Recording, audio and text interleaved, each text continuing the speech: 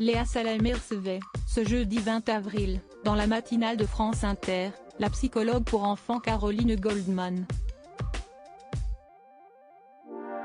En croisade contre les dérives de l'éducation positive depuis plusieurs années, la docteure en psychopathologie clinique en a fait le sujet de son deuxième podcast, mis en ligne en mars 2022.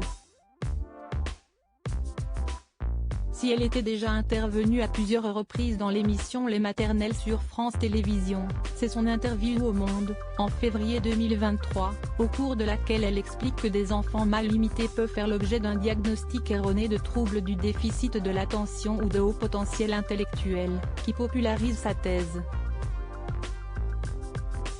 S'ensuit la couverture du Point du 6 avril, un entretien dans Charlie Hebdo. Jusqu'à cette intervention, à 7h50 ce 20 avril, sur la radio en tête des audiences de Médiamétrie depuis plusieurs années.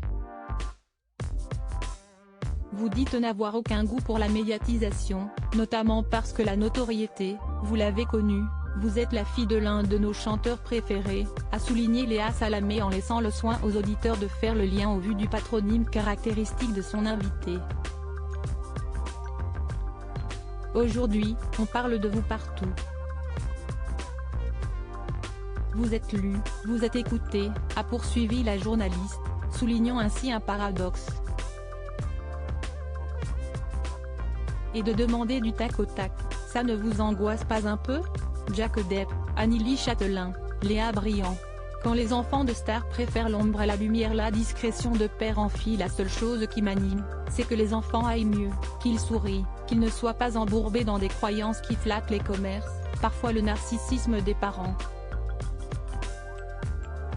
L'un et l'autre étant souvent liés, a alors argué la praticienne en guise de réponse. Visiblement tout aussi discrète que son père et son frère sur sa vie privée, Caroline Goldman n'a pas pris la peine de relever ou commenter la mention à ce dernier.